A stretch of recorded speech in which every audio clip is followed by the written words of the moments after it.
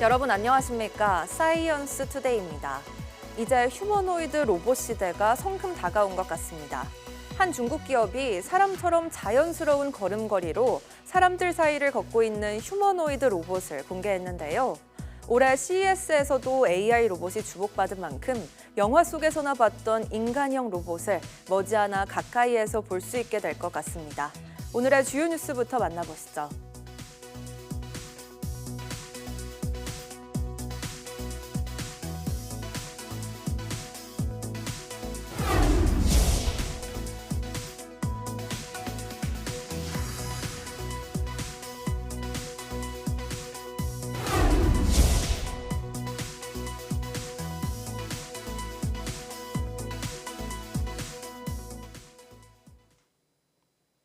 올겨울 최악의 대기 상태가 이어지고 있습니다. 오늘 중국발 스모그가 추가로 들어오면서 미세먼지가 더욱 심해질 것으로 보여 호흡기 건강관리에 빨간불이 켜졌습니다. 김민경 기자의 보도입니다. 남산에서 바라본 서울 도심이 마치 연기 속에 가려진 듯 온통 흐릿합니다. 거리엔 마스크 쓴 사람들이 부쩍 늘었습니다. 마스크도 다 준비했고 좀 그래도 서울에 놀러 왔는데 앞이 전혀 안 보일 정도니까 그냥 증명사진 찍는 기분이었습니다. 눈이 좀 더 뻑뻑한 것 같고 뭔가 괜히 좀 기관지가 더 안 좋아진 것 같고 그냥 그런 기분을 뭔가 느끼는 것 같아요. 그제보다 미세먼지가 더 축적되면서 어제 한때 충북 음성의 초미세먼지 농도는 세제곱미터당 200마이크로그램에 육박했고 경기 양주 백서급 164, 서울 강북구 148 등 전국 대부분 지역이 100마이크로그램을 웃돌면서 평소보다 4배 이상 높은 수치를 기록했습니다. 기온이 예년보다 크게 오른 데다 대기 확산이 원활하지 않아 미세먼지가 빠져나가지 못한 겁니다. 평소에는 뚜렷하게 보이던 고층 건물들도 지금은 잿빛 미세먼지에 묻혀 제 뒤로 보이는 것처럼 마치 먼 배경인 듯 흐릿하게 보입니다. 이번 겨울 처음으로 고농도 미세먼지 비상저감 조치가 내려진 수도권과 충남에서는 공공기관 차량 2부제가 운영되고 야외 스케이트장 같은 바깥시설은 운영을 중단했습니다. 오늘 또 한 차례 중국발 스모그가 들어오는 등 주말 전까지는 미세먼지의 공습이 계속됩니다. 밤사이 이어지는 대기 정체로 고농도 상황이 이어지다가 22일 오전에 국외 미세먼지가 추가 유입되면서 고농도 상황이 이어질 전망입니다. 올겨울 독감 등 호흡기 질환자가 급증한 가운데 고농도 미세먼지까지 더해져 건강관리에 적신호가 켜졌습니다. 2가지 이상의 다른 원인들이 동시에 발생을 하다 보니까 질병을 일으킬 수 있는 면역력도 그만큼 더 저하되어지고 독감이나 감기와 같은 것들의 발생률도 그만큼 미세먼지 농도가 높아지면 가중 효과가 발생할 수밖에 없기 때문에 노약자와 어린이는 가능한 외출을 자제할 필요가 있습니다. 바깥 공기가 안 좋다고 환기를 안 하면 실내 공기에 오염물질이 쌓이는 만큼 짧게라도 환기한 뒤 물걸레로 청소하거나 공기청정기를 돌리는 게 좋습니다. YTN 김민경입니다. 인공지능으로 집중호우 예측, 재난문자 확대 등 기상재난 예방을 위한 방안들이 확대 개선됩니다. 기상청은 올해 주요 정책으로 기후위기 대응을 위한 감시와 예측 강화를 통해 위험 기상으로부터 국민 안전 확보에 집중하겠다고 밝혔습니다. 기존 수치 예측 모델 방식에 더해 AI 인공지능 초단기 강수 예측 모델을 활용해 5월부터는 집중호우를 6시간 전에 예측할 수 있게 됩니다. 수도권과 전남, 경북에만 시범 적용했던 극한호우 긴급 재난 문자는 전국적으로 발송됩니다. 호우뿐만 아니라 폭설 상황에도 재난 문자를 발송하고 호남, 강원, 충청에 제공됐던 눈무게 정보는 전국으로 확대됩니다. 지진 관측 후 경보까지 걸리는 시간이 5에서 10초에서 3에서 5초로 단축돼 안전 사각지대가 크게 줄어들 전망입니다. 튀르키예 유명 스키 리조트에서 불이 나 최소 76명이 숨지고 51명이 다쳤습니다. 불길 속에 고립된 투숙객들은 구조를 기다리다 뛰어내리는 등 모처럼 찾은 휴양지는 아비규환으로 변했습니다. 김도원 기자입니다. 호텔 꼭대기층에서 불꽃이 치솟습니다. 소방대가 도착했지만 불길은 점점 번져갑니다. 튀르키예 북서쪽 볼루 지방에 있는 스키장에 12층 규모 호텔에서 불이 난 건 현지 시각 새벽 3시 반쯤. Aşağıdan gelmesi 1-1,5 saat sürdü itfaiyenin. O sırada yani şu 4. 5. katlar hep yanıyordu. İşte üst kattaki insanlar çığlık çığlığa. 불길은 속수무책으로 번졌고 운 좋게 빠져나온 사람들은 고립된 이들을 보며 발만 동동 구를 수밖에 없었습니다. 방학을 맞아 휴가를 온 투숙객 230여 명 가운데 70여 명이 숨지고 50여 명이 다쳤습니다.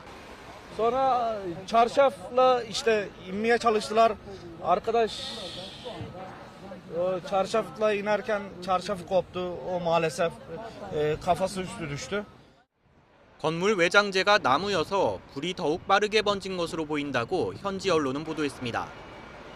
진화에 10시간이 걸린 이번 화재는 호텔 식당에서 시작된 것으로 추정됩니다. 특별수사팀을 꾸린 튀르키예 당국은 호텔 소유주 등 9명을 체포했고 에르도안 튀르키예 대통령은 국가 애도의 날을 선포했습니다. YTN 김도원입니다. 미국 텍사스주 휴스턴 일대를 포함해 루이지애나와 미시시피, 조지아주 등 남부 지역에 이례적인 겨울 폭풍이 덮쳐 교통이 마비되는 등 피해가 잇따르고 있습니다. 미 기상청은 현지 시간 21일 텍사스 동남부 휴스턴에서 플로리다 서부, 조지아주 남동부에 이르는 멕시코만 연안 지역에 겨울 폭풍 경보를 발령했습니다. 이들 지역에 시간당 최고 15cm의 눈이 내릴 것으로 예보된 가운데 루이지애나 남부를 관할하는 미 기상청 레이크 찰스 지소는 역대 최초의 눈보라 경보를 내렸다고 밝혔습니다. 미 기상청 휴스턴 지소도 역사적인 폭설과 함께 혹한주의보도 발효돼 있다며 여행이나 이동을 피하라고 경고했습니다. 텍사스주에서는 남부를 중심으로 2만 9천여 가구의 전기가 끊기면서 동파 사고도 잇따르고 있습니다. 이번 설 연휴를 맞아 지난해보다 많은 3,400만 명 이상이 이동할 예정인데요. 늘어난 연휴 기간으로 고속도로 통행량은 분산될 것으로 보이지만 일평균 인천공항 이용객은 역대 설 연휴 가운데 최대치를 기록할 전망입니다. 최두희 기자입니다. 한국교통연구원은 이번 설 연휴 기간 3,484만 명이 국내외로 이동할 것으로 예측했습니다. 특히 설 당일인 오는 29일에만 601만 명에 달하는 최대 인원이 이동할 전망입니다.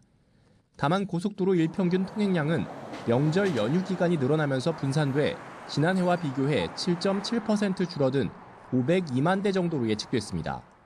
설문조사에선 귀성 출발은 설 전날인 28일 오전, 귀경 출발은 설 다음 날인 30일 오후를 가장 선호하는 것으로 나타났습니다. 정부는 귀성 귀경객들을 위해 27일부터 나흘간 고속도로 통행료도 면제합니다. 반면 하늘길은 그 어느 때보다 북적일 것으로 보여 인천국제공항은 비상이 걸렸습니다. 설 연휴 일평균 21만 4천여 명이 인천공항을 이용할 것으로 보이는데 이는 개항 이후 설 연휴 기준 여객 최대치에 해당합니다. 연휴 첫날인 25일엔 22만 명 이상이 인천공항에 몰려 연휴 중 가장 붐비는 날이 될 전망입니다. 출발 여객이 가장 많은 날도 마찬가지로 25일로 예상되고 도착 여객은 30일에 정점을 찍을 전망입니다. 극심한 혼잡이 예상되면서 인천공항공사는 출입국장을 조기 개장하는 등 특별 교통 대책을 시행하기로 했습니다. 출국장을 조기 오픈하고 지원 인력을 배치할 예정입니다. 신속한 공항 이용을 위해 스마트 패스 등 출국 소속 간소화 서비스 이용과 대중교통 이용을 적극 권장드립니다. 인천공항을 제외한 전국 공항 이용객은 지난해 수준으로 예측되는 가운데 한국공항공사도 붐비는 시간대에 보안검색대 가동률을 높여 대기 시간을 최소화한다는 방침입니다. YTN 최두입니다. 정부가 용광로 불꽃을 꺼트리면 안 된다며 내년에는 정부 R&D 30조 원 시대를 열겠다고 발표했습니다. 이에 따라 3대 게임체인저 분야 투자를 확대하고 청년들의 연구생활 장려금 시행을 통해 핵심 인력과 기술 확보에도 집중할 계획입니다. 권석화 기자가 보도합니다. 지난 1991년부터 33년 동안 꾸준히 증가하던 R&D 예산이 지난해 처음으로 삭감되면서 과학계는 유례없는 어려움을 겪었습니다. 올해 예년 수준으로 복원돼 29.6조 원이 편성됐지만 턱없이 부족한 상황. 이에 정부는 올해 예산을 조기에 집행하고 내년에는 R&D 예산 30조 원 시대를 열겠다고 선언했습니다. 용광로의 불꽃을 꺼트려서는 안 되는 것처럼 과학기술에 대한 지원은 흔들림 없이 계속되어야 합니다. 내년 R&D 예산도 올해처럼 선도용 R&D를 중심으로 탄탄히 쌓아 올려 정부 R&D 30조 원 시대를 열어가겠습니다. 최상목 대통령 권한대행 부총리 겸 기획재정부 장관이 과학기술정보방송통신인 신년 인사회에 참석해 R&D 시스템 개선 등과 함께 올해 주요 과학기술 분야 운영 방향을 설명했습니다. 지난 2014년부터 시작해 12회째 열리고 있는 과학기술인 정보방송통신인 신년 인사회. 올해는 과학기술 정보방송통신 관련 학계와 기업인, 협회단체 등 500여 명이 참석했습니다. 이 자리에서 정부는 혁신적 R&D를 추진하기 위해 전략기술 개발과 청년 연구자 지원, 글로벌 공동연구 등 국가가 꼭 투자해야 할 곳에 지원하겠다는 뜻을 밝혔습니다. 또한 인공지능과 바이오, 양자 등 3대 게임 체인저 분야 역시 과감히 지원을 확대하겠다며 강한 의지를 보였습니다. 특히 AI, 바이오, 양자 등 3대 게임 체인저 분야를 비롯해 핵심적인 분야에 대한 투자를 더욱 과감히 확대하겠습니다. 1조 원 규모의 과학기술혁신펀드를 조성해 국내 전략기술 기업에 대한 투자를 확대하고 이공계 대학원생의 안정적인 연구비를 보장하는 연구생활 장려금도 시행하겠습니다. 현장에 참석한 과학기술인들은 트럼프 2기 정부의 출범으로 미국 정부의 외교와 과학기술 정책이 대변혁을 예고하고 있다며 대한민국도 글로벌 혁신에 능동적으로 대응해야 한다고 덧붙였습니다. YTN 사이언스 권석화입니다. 실험용 쥐가 쓸 수 있는 가상현실 VR 헤드셋이 개발됐습니다. 헤드셋을 착용한 쥐는 어떤 경험을 했을까요? 영상으로 함께 만나보시죠. 마치 햄스터가 쳇바퀴 위에서 전력 질주를 하듯 검은 쥐 한 마리가 동그란 원 모형 위에서 네 발을 쉴 새 없이 움직입니다. 자세히 보니 본인 몸집보다 훨씬 큰 헤드셋도 쓰고 있는데요. 가상현실을 볼 수 있는 실험쥐 전용 VR 헤드셋입니다. 이 VR 헤드셋의 이름은 마우스 고글스. 미국 코넬 대학교 연구팀이 뇌 연구에 사용하기 위해 개발한 건데요. 쥐 크기에 맞춰 소형으로 제작된 이 헤드셋은 스마트워치 디스플레이와 렌즈 등 비교적 저렴한 재료로 만들어졌습니다. 쥐는 헤드셋 속 가상현실을 생생하게 관람하고 있는지 실험 중 폴짝 뛰어오르기도 하는데요. 연구팀은 VR 이미지가 제대로 작동하는지 확인하기 위해 쥐의 2개의 주요 뇌 영역을 검사한 결과 쥐가 선명하고 대비가 높은 이미지를 통해 가상 환경을 성공적으로 인식하고 있는 것을 확인했습니다. 연구팀은 이 VR 헤드셋을 통해 포유류가 가상현실에서 어떤 행동과 뇌 활동을 보이는지 파악할 수 있다고 설명했습니다. 또 대형 실험용 설치류가 착용할 수 있는 헤드셋과 모바일 버전을 추가로 개발할 예정이며 VR 경험이 쥐의 미각이나 후각 등 다른 감각들을 통합할 수 있는지도 확인하겠다고 밝혔습니다. 국내 연구진이 실시간 생체 신호 모니터링과 약물 전달이 가능한 스마트 패치를 개발했습니다. 디지스트 로봇 및 기계전자공학과 장경인 교수팀은 심혈관 건강 상태를 실시간으로 확인하고 필요하면 약물을 즉시 투여할 수 있는 전기적, 광학적 생체 신호 센서 등을 접이식 구조로 설계한 스마트 패치를 개발했다고 밝혔습니다. 연구팀은 심전도와 혈류량을 실시간으로 확인해 심박수 변이도와 맥파 전달 시간을 성공적으로 분석했고 수집한 생체 신호를 기반으로 자동 약물 투여가 가능함을 확인했다고 설명했습니다. 또 혈압 조절, 혈당 관리, 통증 완화, 만성질환 치료 등 다양한 의료 분야에 활용 가능하다고 덧붙였습니다. 국립광주과학관이 일상 속 과학 원리를 직접 체험하며 즐길 수 있도록 생활과학 코너를 새롭게 단장했습니다.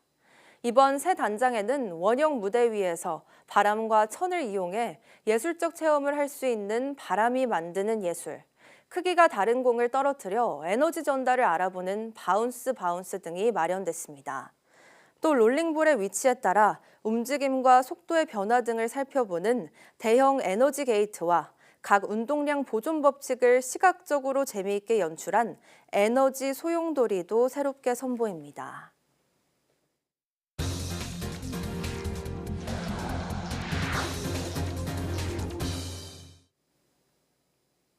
도널드 트럼프 미국 대통령이 취임 첫날 파리 기후변화 협정에 탈퇴하는 행정명령에 서명했습니다. 지난 2017년 집권 1기에 이어 두 번째인데 그때와 지금은 상황이 좀 다릅니다. 권영희 기자가 보도합니다. 트럼프는 기후변화협정이 미국 경제와 산업에 큰 걸림돌이라고 생각합니다. 이 때문에 화석연료 감축과 청정에너지 확대 등 전임 정부 친환경 정책을 한 번에 되돌리려 합니다. I'm immediately withdrawing from the unfair one-sided Paris Climate Accord ripoff. The United States will not sabotage our own industries while China pollutes with impunity. 협정에서 탈퇴하려면 유엔에 공식 서한을 제출해야 하고 1년 뒤 공식 발효됩니다. 이렇게 되면 미국은 이란, 리비아, 예멘과 함께 이 협정에 가입하지 않은 4개 나라 중 하나가 됩니다. 에너지 가격 폭등을 인플레이션의 주요 원인으로 보는 트럼프는 취임 전부터 기후변화 위기를 사기라고 주장해왔습니다. And we will drill, baby, drill. And we're going to be drilling in a lot of other locations, and the energy costs are going to come way down. 그러나 처음으로 협정에서 탈퇴했던 집권 1기 때와 지금은 상황이 많이 바뀌었습니다. 미국은 이번 탈퇴로 급성장하는 청정에너지 기술 시장에서 점유율을 잃게 될 가능성이 높습니다. 세계 청정에너지 기술 시장은 2035년까지 3배 넘게 성장해 2조 달러에 달할 것으로 추산됩니다. 지금도 역사상 유례 없이 많은 석유를 생산하고 있는 미국 석유 회사들이 가격 하락을 무릅쓰고 생산량을 늘릴지도 미지수입니다. 최근 발생한 LA 산불처럼 미국인들이 기후변화로 인한 심각한 위기에 노출될 우려도 큽니다. 민주당 주지사들은 트럼프의 협정 탈퇴와 상관없이 국제사회 기후행동에 계속 동참할 계획입니다. 유엔도 파리 협정의 문은 여전히 열려 있다고 밝혔습니다. YTN 권영입니다. 도널드 트럼프 미국 대통령이 취임 첫날 세계보건기구 WHO에서 탈퇴하는 행정명령에 서명하자 WHO가 다시 고려해달라고 요청했습니다. 타릭 자사레비치 WHO 대변인은 현지 시간 21일 제네바에서 브리핑을 통해 미국의 WHO 탈퇴 결정에 유감을 표하면서 다시 고려해주길 바란다고 말했습니다. 이어 미국인뿐 아니라 전 세계 사람들의 이득을 위한 건설적인 대화가 있기를 희망한다고 덧붙였습니다. 앞서 트럼프 대통령은 현지 시간 20일 취임 직후 WHO와 파리 기후변화 협정에서 탈퇴하는 행정명령에 서명했습니다. 트럼프 대통령은 WHO가 중국 우한에서 발생한 코로나19 팬데믹을 비롯해 여러 보건 위기에 제대로 대응하지 못하고 회원국의 부적절한 정치적 영향력으로부터 독립성을 입증하지 못했다고 행정명령 배경을 설명했습니다.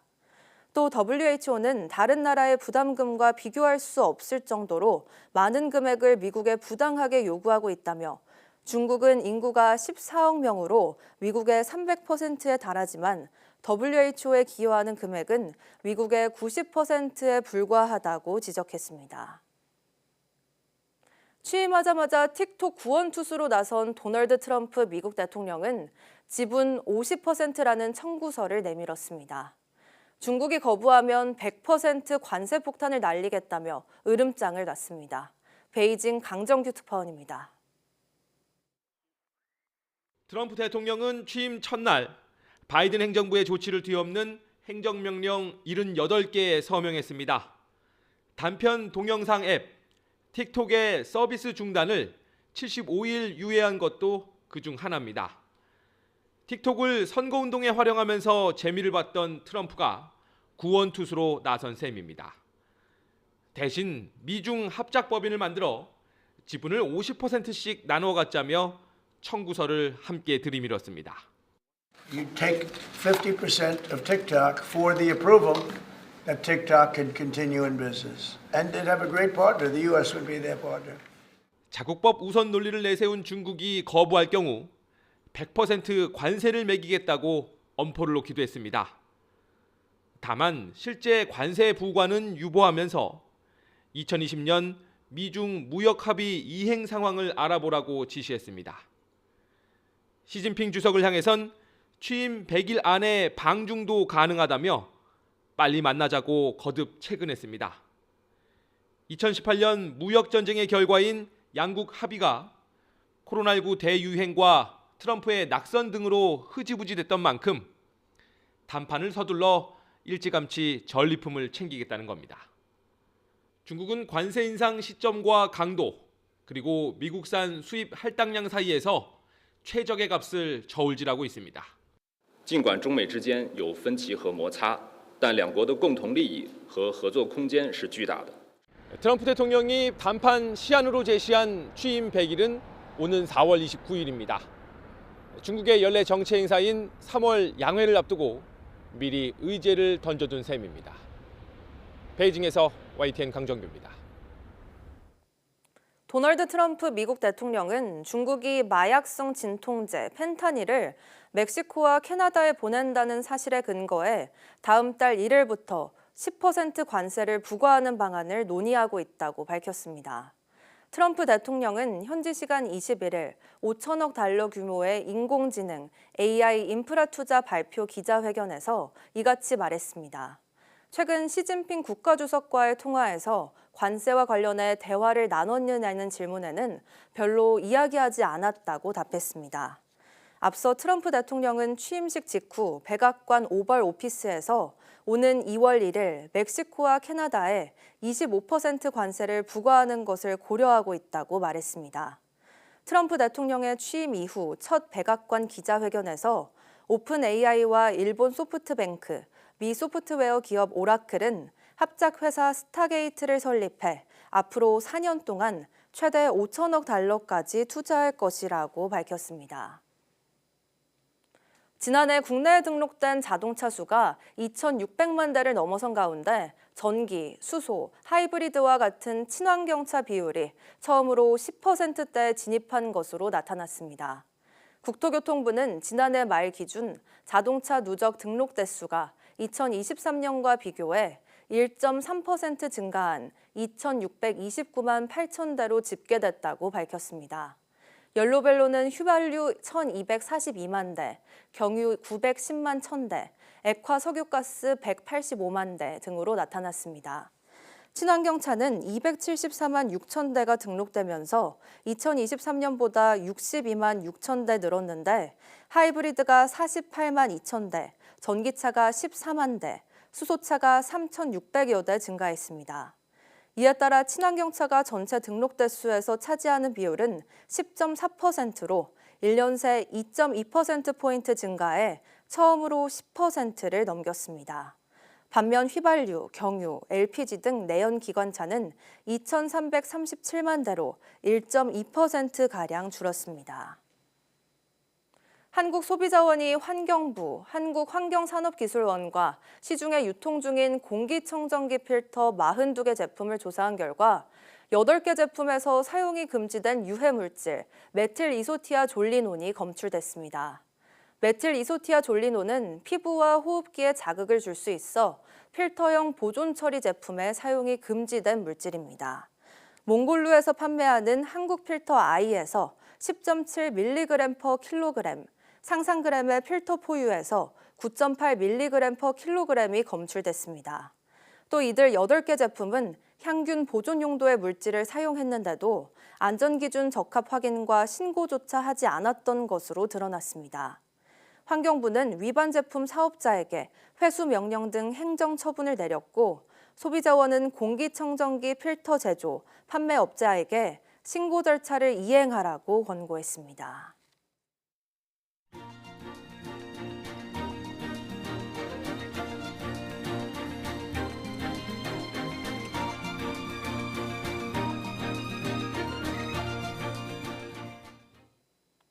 1월 22일 오전 사이언스 투데이 마칩니다. 오후 뉴스도 많은 시청 바랍니다. 시청해주신 여러분 고맙습니다.